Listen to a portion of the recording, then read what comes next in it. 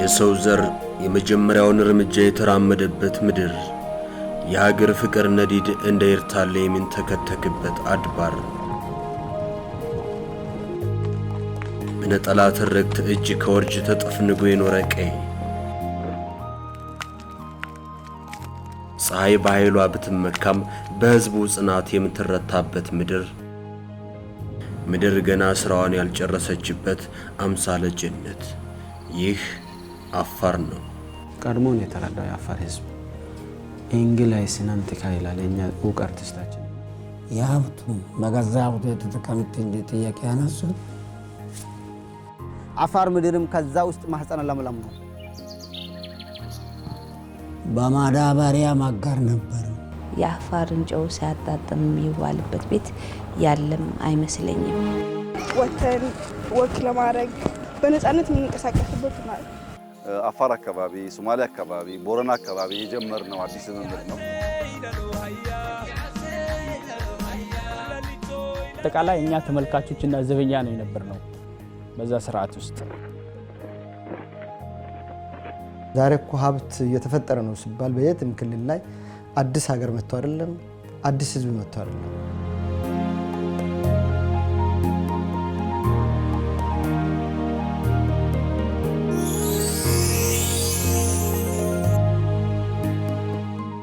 ግንቦት 20 1983 ዓመተ ምህረት ያቺ ዕለት በኢትዮጵያ ሰማይ ስርና በአፋር አድባር የጽልመት ዘመን ጅማሮ ናት።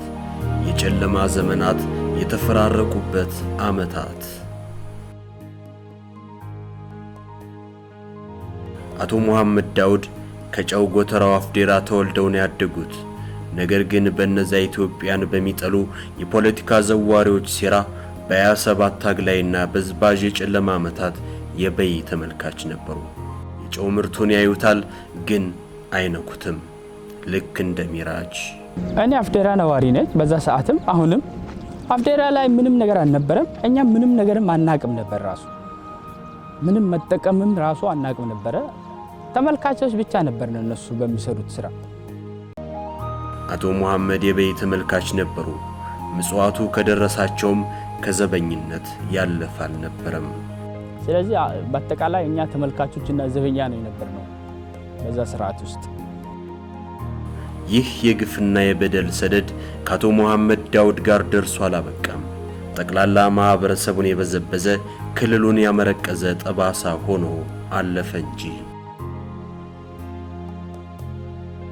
ከገዛብቱና መሬቱ ላይ ደግሞ እንደ ቤተኛ ሳይሆን ባይታወር የሚታይበት ሁኔታዎች የነበረበት ነው። ተፈጥሮ ሀብቱ ከአካባቢ ጋር ፍትሃዊ ተጠቃሚነት የሀብቱ በገዛ ሀብቱ የተጠቀምት እንደ ጥያቄ ያነሱ ከሶስቱ አማራጭ አንዱ ተቀብሏል። ወይ ሙቷል፣ ወይ ቆስሏል። እስካሁን የጎስ አካል ጋር ጉዳተኛ ይሆናሉ። ሶስተኛው አማራጭ ተሰደዋል። እነዚህ ሀብቶች በማይገቡ ሰዎች እጅ ወድቆ ነበርና የአፋር ሕዝብ ከራሱ ሀብት ከመጠቀም ይልቅ ዳር ተመልካች የነበረበት ጊዜ ነው ያሳለፍነው። በጣም ከባድ ነው። 27 ዓመት ማለት 27 ቀን አይደለም፣ 27 ወር አይደለም፣ የአንድም ትውልድ እድሜ ማለት ነው።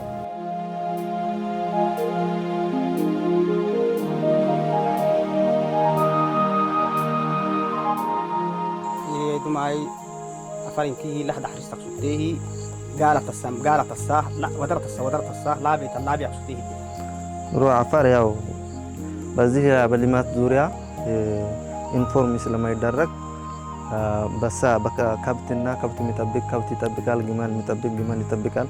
የነበረው አገዛዝ ራሱ ወደ ልማት እንዳይዞር ስርዓቱ ራሱ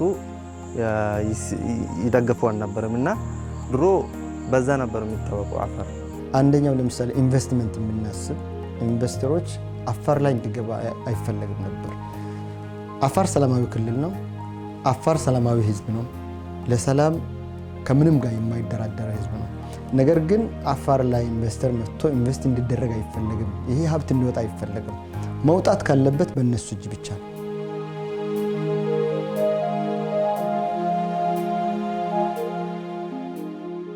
ትናንትና መሬቱ ነበረ፣ ግን ምንድነው ሀሳብ አልነበረም። እያንዳንዱ ቤት ስንመለከት የአፋርን ጨው ሲያጣጥም የሚዋልበት ቤት ያለም አይመስለኝም።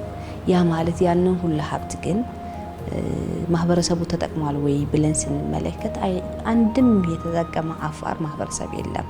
የውጭ ቱሪስቶች አፋርን አያውቀውም፣ ነገር ግን የአፋር መሬት ያውቃል። ዳሎል መሆኑን ያውቀዋል። ዳሎል የት ክልል ነው፣ የትኛው ማህበረሰብ ነው የሚኖሩበት የሚለው ነገር ግን በትክክል የማይረዳበት ሁኔታዎች ነበር።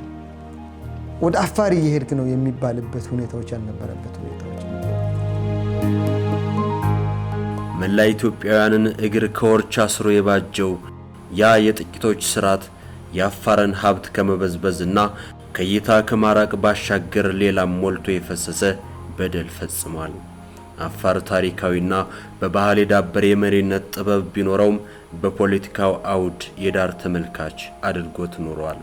አጋር ተብለን የተፈረጅንበት በሙግዚት አስተዳደር ስርዓት ስንመራ የነበርንበት ሁኔታ ነው የነበረው። ከመሀል ፖለቲካ ደግሞ የተገለልንበት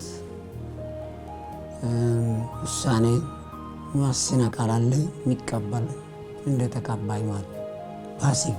የፖለቲካ አጋር ብቻ አልነበርንም፣ በማዳበሪያም አጋር ነበር። በማዳበሪያም አጋር የለም። በመቶዎቹ በቢሊዮኖች የሚገዛ ሀብት ላይ ድርሻ አልነበረንም። አፋር አጋር ተብሎ የተለየ አውቅልሃለሁ በሚል ሁኔታ የሚመራ ክልል የነበረ አንዱ ክልል ነው አፋር። ትናንት እኮ ለተሳትፎም የለንም እዛ ለመሳተፍ አይደለም ወይም ሀሳብ ለመስጠት አይደለም ወይም ለመምራትም አይደለም ለመሪም እድል መስጠትም አይደለም የራስን ድምጽ መስጠትም መደገፍም አይደለም። የለህም፣ እዛ መድረክ ላይ የለህም። አፋር አልነበረ። በሙግዚት አስተዳደር በምናነሳበት ሰዓት እንደ ቲፒኤልኤፍ ነው የማነሳው። የቲፒኤልኤፍ ሊቀመንበር አለ፣ የአፋር ፕሬዚዳንት አለ፣ የትግራይ ፕሬዚዳንት አለ። በጣም የሚገርመው የአንድ ክልል ፕሬዚዳንትን እስከ ማንሳት ማለት ከኃላፊነት እስከ ስልጣን እስከ ማንሳት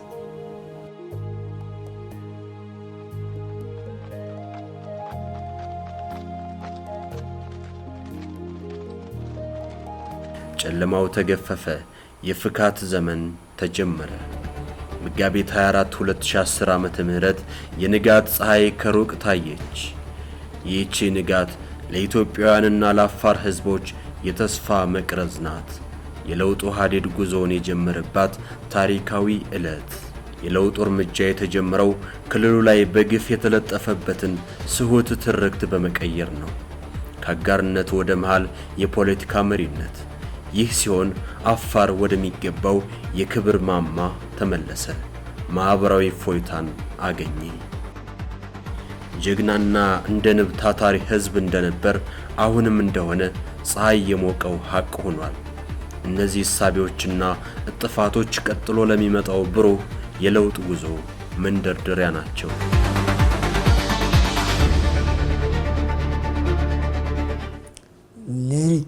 ሁለት ትልልቅ የሪፎርም ምሰሶዎች አሉ። አንደኛው መዋሃዳችን ነው። ውህደት ነው።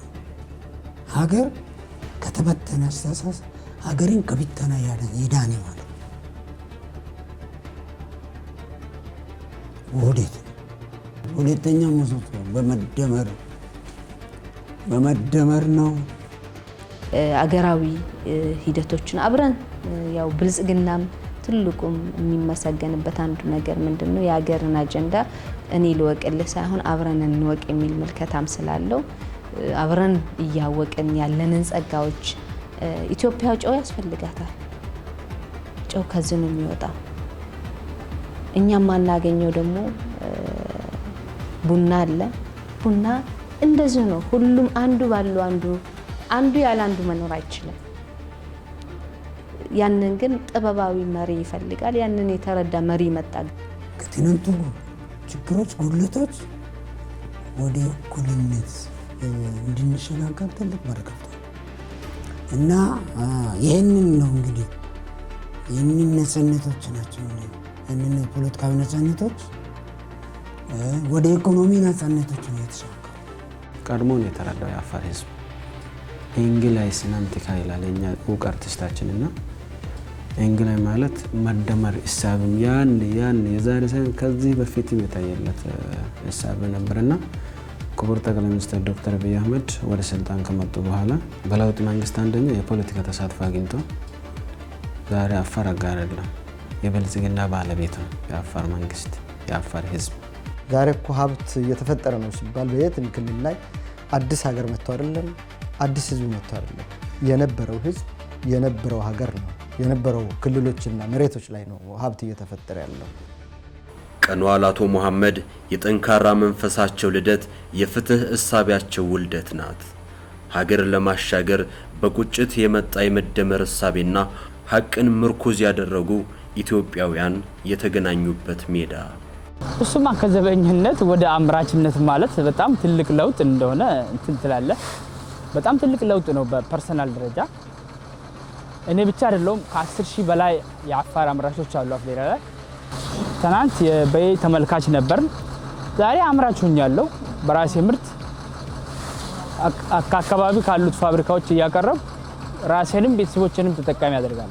እንዲህ ሀቁ የተመለሰለት አፋርማ ታዲያ ምን ጎድሎት የሰው ዘር የመጀመሪያውን እርምጃ የተራመደበት የተፈጥሮ ላቦራቶሪ የእናትነት ጅማሮ ፀሐይ በኃይሏ ብትመካም በህዝቡ ጽናት የምትረታበት ምድር የሀገር ፍቅር ነዲድ እንደ ኤርታሌ የሚንተከተክበት የሱልጣን አሊ ሚራህ አብራክ ሀገር ጠባቂነት ደግሞም ጀግንነት እንደ እህል ዘር ከትውልድ ትውልድ የሚተላለፍበት እንደ ዳሎል ቀለማት የኢትዮጵያውያን ህብር በገሃድ የሚታይበት የእያንዳንዳችንን ማዕድ የሚያጣፍጠው ጨው እንደ ምንጭ የሚፈልቅበት ጥበብና ወግን ያበጀ በዳጉ ስርዓት ከዘመን የቀደመ ኩሩ ህዝብና ክልል ነው።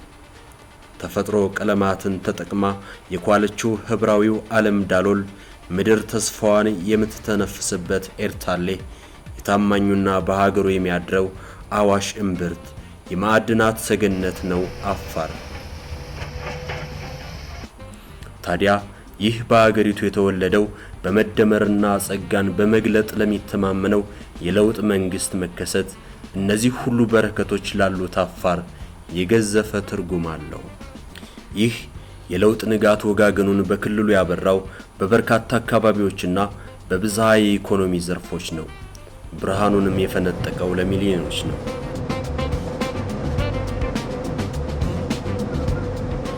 ከለውጡ ዓመታት በፊት አፋር በረሃ ነው፣ ነዋሪው አርብቶ አደር ነው፣ መስኖ አይለማም በሚል ትርክት የተሸበቡ ሰዎች ይህ አፋር ስለመሆኑ መጠራጠራቸው አይቀርም። ነገር ግን ይህ የበረሃ ገነቱ አፋር ነው። በህልም ኃይል የተገለጠ በብርታት ጉልበት እውን የሆነ የትጋት ውጤት። ይህ አንዱ የለውጡ ጉዞ ተናጋሪ አንደበት ነው። ቀለማተ መስኖ 27 ዓመት እኮ አፋር ላይ 53 ሄክታር ነበር ሲለማው የነበረው እርሻ ስታረስበት የነበር። በአሁን ሰዓት ደግሞ በአፋር ላይ በአሁን ሰዓት በክፍል አርሶ አደሮችና በተለይ ኢንቨስተሮቹን ሳናካትተው በክልሉ አርሶ አደሮች ብቻ 150 ሺህ ሄክታር በላይ እየለማ ይገኛል። ማህበረሰቡ በእርሻ ስራ ላይ ያለው አመለካከት እንዲቀየር ብዙ ስራዎች ሰርተዋል ማለት ነው። ዳዋይ ናርግ ቢዕነሚ አዋይ ሙዝ ዒዳይታ ሄነሙ ቡራህ ዳለኩ ማخሳይት አሁን እዚህ ምርት ሙዝን የሚመርት ሰው ቤቱን ለምግብነትን እየተጠቀመ ቤትም ይጠቀማል ማለት አርብቶ አደሮቹ እና ለአንዳንድ ለኑሮ ማሻሻያም ትልቅ ፋይዳ አለው ማለት ነው። አፋር ላይ የአፋር መሬት ክቡር ጠቅላይ ሚኒስትር ሁሉ ጊዜ እንደሚገልጹት ኢትዮጵያ ማህፀነ ለምለም ናት ይላሉና አፋር ምድርም ከዛ ውስጥ ማህፀነ ለምለም ነው። የተሰጠውን በሙሉ የሚቀበል ነው። የበረሃነት ትርክት በለውጥ ጊዜ የተቀየረበት ነውና አሁን በረሃነት የሚባል ነገር አፋር ውስጥ የለም። ቅድም ያየነው ደግሞ የስንዴ ምርት አለ ከ1500 ሄክታር በላይ እንዲሁ በኢሪጌሽን የተሰራ ነው። በበጋ በዚህ ጊዜ አፋር ላይ በዚህ ሙቀት ስንዴ ማምረት እንግዲህ የሚታሰብ ታሪክ አልነበረም። ከዚህ ቀደም መኖም ቢሆን አምርተን አናውቅም። መኖ አዲስ ታሪክ ነው። ስንዴ አዲስ ታሪክ ነው። አዋሽ ወንዝ ዳር ላይ ዛሬ አፋር ሳይሆን ሌሎችን ኢትዮጵያውያን ሊመግብ የሚችል በአትክልትና ፍራፍሬ፣ በስንዴ፣ በቆሎ፣ ጥጥ አፋር ላይ የማይመረተው ምርት የለም ዛሬና አፋር ላይ ይሄ ለውጥ ያመጣው የለውጥ ትሩፋቱ ቀላል የሚባል ነገር አይደለምና አፋር ሌላ አፋር ነው እየሆነ ያለው። ሌሎች እኮ አፋር ነው ወይ ነው እንግዲህ አገር በትውስት አይመጣም፣ መሬት በትውስት አይመጣም፣ ከየትም እንድታመጣው አትችልም። ህዝቡን በትውስት አይመጣም። አሁን ደግሞ ከተረጅነትና ከልመና ለመውጣት ደግሞ ራሱን በምግብ ዋስትናን ለማረጋገጥ እየታገለ ያለው ህዝብ ነው። ከተፈጥሮ ጋር ነው እየታገለ ያለው። እንደምታየው ነው እንግዲህ ቆላማ አካባቢ ነው። የበረሃ ገነት ስንል በረሃነቱን እንደ እንቅፋት ሳይሆን እንደ እድል እየተጠቀመ ነው ያለው። ያን ችግር እየታየው አይደለም፣ ግን ይህን በረሃን ገነት ለማድረግ ነው ትግል እየተደረገ ያለው። በአፋር አካባቢ እንደዚህ አይነት ነገሮች ይደረጋሉ ወይም ሙዝ አፋር ላይ ይለማል ወይ የሚለውን ጥያቄ የፈታ ነው ይሄ እርሻ። አፋር ሙቀት አካባቢ ነው፣ ኋላ ቀር ክልል ነው፣ ምንም የማይበቅልበት ምንም የማይሆንበት ክልል ነው የሚል ትርክት የቀየረ ነው እንደ አፋር ክልል።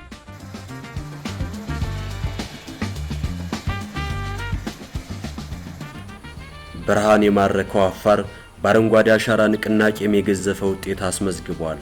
ዛሬ ክልሉ በዚህ ንቅናቄ አልባሱንም ጉርሱንም እያገኘ ነው። የመሬት ጌጥ የሆነው ዳሎል፣ በምሽት ከዋክብት የደመቁ ሰማይ የሚመስለው ኤርታሌ፣ ድንቁ ስነ ተፈጥሮ የጨው ክምሩ አፍዴራ ሁሉም የአፋር በረከቶች ናቸው። እነዚህ ጌጦች አሁን ሰሪ እጆችን አግኝተዋል። ኒኤሌ፣ ዳሎል፣ ኤርታሌ እና ሌሎችም የምድር ካባና ጌጦች የቱሪዝም መዳረሻ እንዲሆኑ ተደርጓል። እዛ መኝታ ካለ ጥሩ ውሃ ካገኘ ጥሩ ምግብ ካገኘ አካባቢ የተዝናና ይጎበኛል እና በዛ አንፃር ጥሩ ስራ የተሰራ ነው እና በጣም ለውጥ አለ። በገቢም በማህበራትም በአጠቃላይ በመሰረተ ልማትም ኮንክሪት ነው መንገዱ ከአፍዴራ እስከ ኤርታሌ መንግስት የሰራ ከኤርታሌ ወደ ዳሎል ድረስ ደግሞ ያው ያላለቀ አስፋልት መንገድ ነው። ተመሳሳይ የመሰረተ ልማት ችግር የለም ማለት ነው። በግል ባለሀብትና በመንግስት ቅንጅት የቱሪዝም መዳረሻዎች ላይ መሰረተ ልማቶች እንዲሟላ እየተደረገ ያለበት ነገሮች አሉ።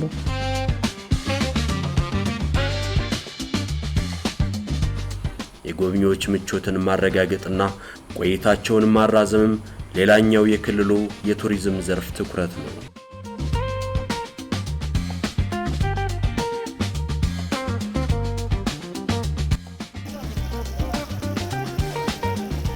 በከርሰ ምድር የውሃ ልማት ፕሮጀክቶች ድርቅን ድል የነሳ ማህበረሰብ ተገንብቷል።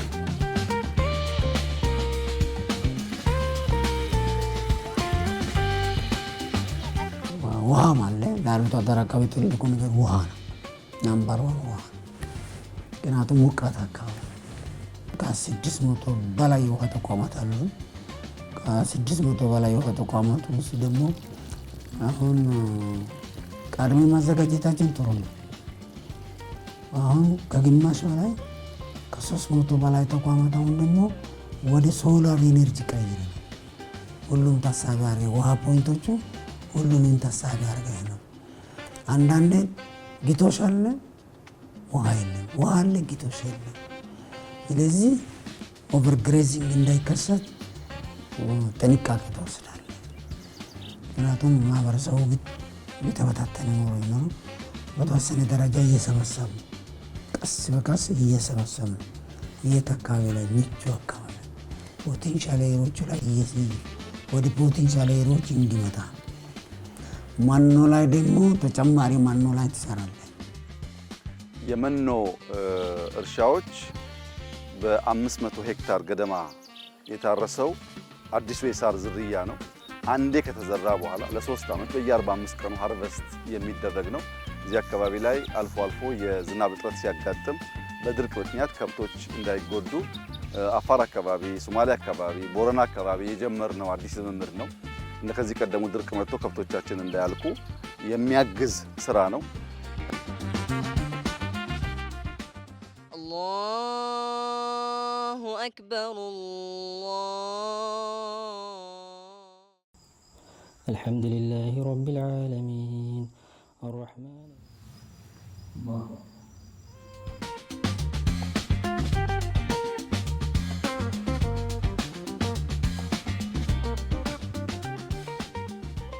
የኮሪደር ልማት ሌላኛው የለውጡ መልክ የይቻላል መንፈስ ነጸብራቅ ነው። በክልሉ በከተሞች የሚከወነው የኮሪደር ልማት ለነዋሪዎቹ ምቾትና የከተሜነት መልክ ነው። ኮሪደር ለአቶ አብደላና ለከተማዋ ነዋሪዎች የምቾትና የመታደስ መዳረሻ ነው። እንደ ከተማ በፊት ምን ነበረ ካልን መዝናኛ ማዕከላት የሌሉበት ከተማ ነው የነበረው። መንገዶችንም ካየናቸው በጣም ጨለማ የሆኑ መብራት የሌላቸው ጠባባሪ የሆኑ ለመኪናም ሆነ ለእግረኛ የማይመቹ የነበረበት ሁኔታ ነው የነበረው። አሁን ግን በምታዩት መልኩ አምሯል። የተለያዩ ጥቅሞችን ለማህበረሰቡ መስጠት ይችላል። ከነዛ ውስጥ አንዱ ምንድነው ካልን አንደኛ እንደዚህ አይነት ምቹ የሆነ ኢንቫይሮንመንት ወይም ደግሞ ምቹ የሆነ አካባቢ መፍጠር ተችሏል። ከዛ በተጨማሪ ደግሞ ማህበረሰቡ እንደምታዩት ማታ ላይ መዝናኛ ቦታ እያገኘ ነው፣ እየመጣ እየተዝናና ነው የሚገኘው። ቦታውንም ኢንጆይ እያደረገ ነው የሚገኘው። አረንጓዴ ለምለም እኛን ራሳችንን ወተን ወክ ለማድረግ እንደ ድሮ መኪና ምናምን አስፓልት በቃ በነፃነት የምንንቀሳቀስበት ማለት ነው። ወደዚህ ታያለ ለአይን በጣም ብዙ ደስታ የሚሰጡ ለጭንቅላትህን የሚያስደስቱ ብዙ ነገሮችን አይቻለሁ ለማለት ነው የሚፈልገው። እሱን ደግሞ ሙቀት ያለበት አካባቢ ዛፍ በመትከል ፕላስ ደግሞ የኮሪደሩ ዋነኛው የሚታየው መንገዱ ሳይሆን መንገዱ ዳር የሚተከሉ ዛፎች ለበረሃ ተብሎ በሚታሰብ ቦታ ላይ ትልቅ ኢምፓክት አለው።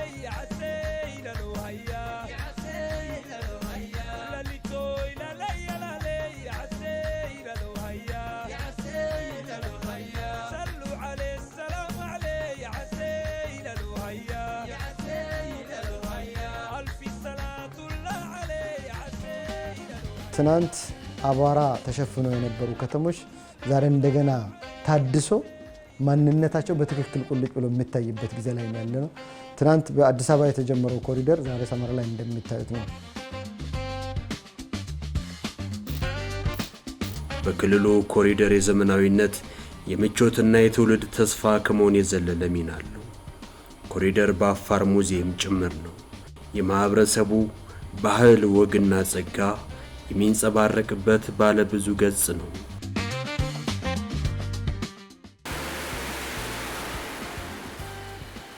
ኢንቨስትመንትና ኢንዱስትሪም የአፋር የለውጡ ገጸ በረከት ነው። አሁን ላይ ከ30 በላይ ኢንዱስትሪና ፋብሪካዎች በክልሉ ተገንብተዋል። ማህበረሰቡን ለሥራ ያበቁ፣ ኑሮውንም የቀየሩ ናቸው። አፋር ላይ ከለውጡ በፊት ስንመለከት 6 ፋብሪካዎች ነበር። ከፍተኛ ፋብሪካዎችን ስንመለከት ያ ማለት እነዛ 6 ፋብሪካዎች ምንድናቸው ብለን ብንመለከት መንግስታዊ ታንዳሁ የተለያየ መንግስታዊ ፕሮጀክት ተደርጎ የሚሰሩ ነበር። ከለውጥ በኋላ ግን ወደ 30 በተለይ 2000 እስከ 17 ድረስ 30 ፋብሪካዎች ከፍተኛ ፋብሪካዎች አሉን እንደ ክልል ማለት ነው። እዚህ የምናመርተውን ስንዴ ደግሞ ቅድም ባየነው የቀዳማዊት እመቤት ኦፊስ በሚያሰራው የዳቦ ፋብሪካ በቀን 300,000 ገደማ ዳቦ ያመርታሉ። እስከ 450 ኩንታል ገደማ ዱቄት ያመርታሉ። የሰመራ አጠቃላይ ፖፑሌሽን ከዚህ የሚያንስ ስለሆነ ፋብሪካው ለመላው ማህበረሰቡ በእጅጉ የሚያግዝ ነው። ስንዴው በቅርብ ርቀት ስላለ ዳቦ አምርተው ለህዝቡ በረከሰ ዋጋ ሊያቀርቡ ይችላሉ ማለት ነው። ፋብሪካው የፋብሪካው ባለቤት መሆን ችለዋል። ፋብሪካውን የሚያንቅሱ ቴክኒካል ባለሙያ መሆን ችለዋል። ፋብሪካው ላይ ተደራጅቶ መስራት የሚችሉ ወጣቶች መፍጠር ችለናል። እነዚህን በማያያዝ አፋር የሚያርስ ያን ፕሮሰስ የሚያደርግ ለምግብነት የሚያቀርብ ለከብቶቹ መኖ የሚያቀርብ ከሆነ በሌማቱም በእርሻውም በኢንዱስትሪውም በተሟላ መንገድ አካባቢውን ሊቀይር የሚችሉ ስራዎች ናቸው ተብሎ ሊወሰድ ይችላል።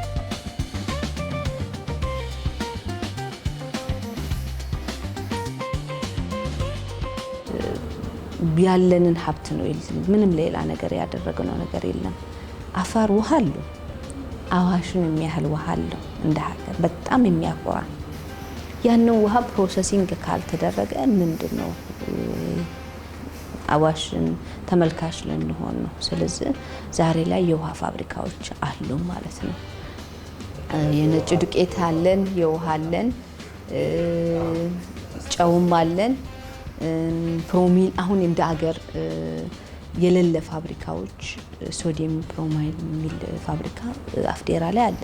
ቬንቶናይት ቻይና ነበር የምናስመጣው። ዛሬ ላይ ግን አፋር እያመረተ ነው ያንን ምርት ማለት ነው። ክልሉ በሌማት ትሩፋት አማራጭ ማህበራዊና ኢኮኖሚያዊ ዘርፍን እየተከተለ ይገኛል። በእንስሳትና አሳ ሀብት ልማትም እየተመነደገ ነው። በፊት ስለ ከብት ነው የምናወራው። ስጋ፣ ግመል፣ ወረድ ቃል ፍየል ነው። አሁን ጨመርና አሁን ስለ ዶሮና አሁን ዶሮ ላይ ነው። ዶሮ እየሄድንበት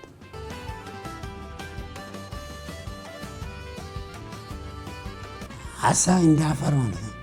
ሀሳብ የቀረን እየመሰለን ነበረ። አሁን ለማዕከላዊ እናቀርባለን። አዲስ አበባ ድረስ አሳ እናቀርባለን። ብዙ ሀይቆች አሉ፣ ብዙ ሀይቆች። ነገ ኢንሻአላህ ሀሳብ እስከሚጨመርበት ድረስ የሀሳብ አሳ እስከሚጨመርበት ድረስ እዚሁ ደግሞ አሳው እየተራመደ አሳው የትም ቦታ አለ። አስተሳሰብ ካለ ተግባር ካለ አሳ የትም ቦታ ሊኖር እንደሚችል አይ። በጤናና በትምህርት ተቋማት ግንባታም ማህበራዊ አገልግሎትን እያላቀ ይገኛል። የኢኮኖሚ የደም ስሩ መንገድም የክልሉ የትኩረት መስክ ነው። በክልሉ ባለፉት ጥቂት ዓመታት የኮንክሪት አስፋልት እንዲሁም የጠጠርና የጥርጊያ መንገዶች ተገንብተው የመዳረሻ አውታር ሆነዋል።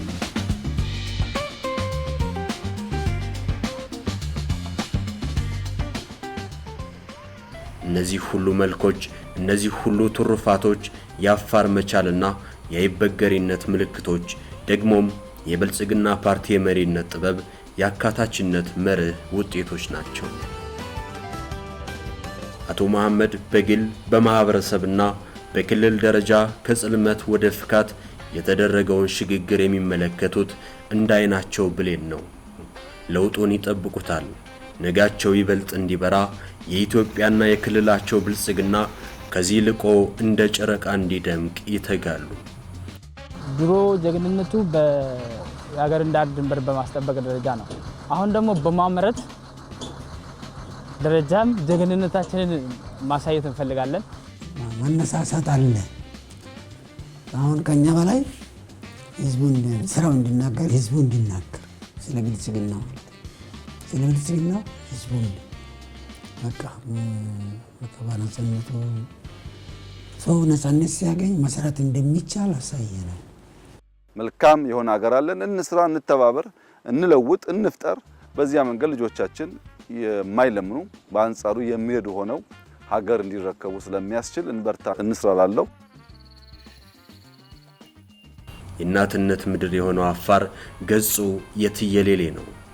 ተገልጦ የማያልቅ ጸጋ፣ የአዳዲስ ክስተቶች ግኝት፣ የማይነጥፍ ጥበብና ባህል፣ ከአለት የጠጠረ አብሮነትና ሌላም አፋር ትላንት ከነበረበት የጨለማ ጉዞ ተፋቶ አሁን በተስፋ ብርሃን መሃል እየተራመደ ነው። መዳረሻው ብልጽግና፣ ማሰሪያውም ኢትዮጵያ ናቸው።